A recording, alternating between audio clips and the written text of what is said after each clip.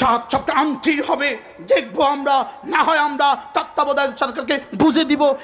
এগুলো কি বলছেন?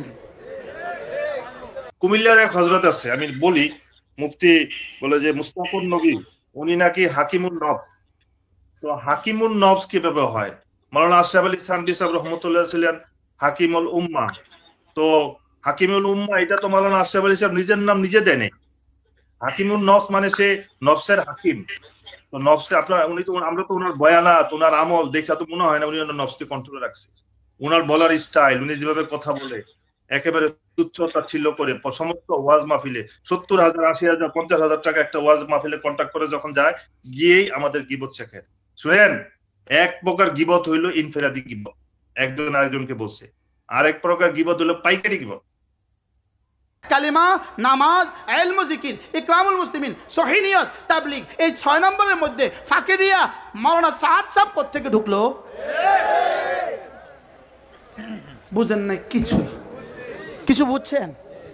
তো তাকে নিয়ে যুদ্ধ করতে যাব কেন? একটা ব্যক্তি তো, তিনি সরে গেলে আমাদের কি অসুবিধা? তার থেকে সরে গেলে আমার কি অসুবিধা? তাকে নিয়ে তো কবরে আমার প্রশ্ন হবে না, হাসরেও আমার প্রশ্ন হবে না, মিজানেও আমার প্রশ্ন হবে না।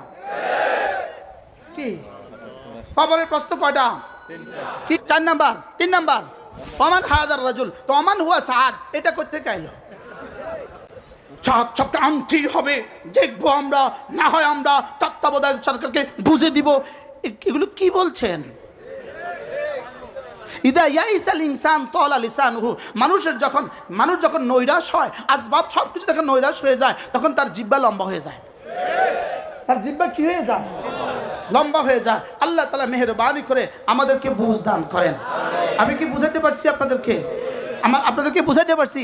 আচ্ছা, বাংলাদেশে কি নতুন করে কেউ কাদিয়ানি হয়? হ্যাঁ, নতুন করে কেউ কাদিয়ানি হয়? এর নতুন করে কেউ আর সাদিয়ানি হবে না। নতুন করে কেউ আর কি হবে না বলেন?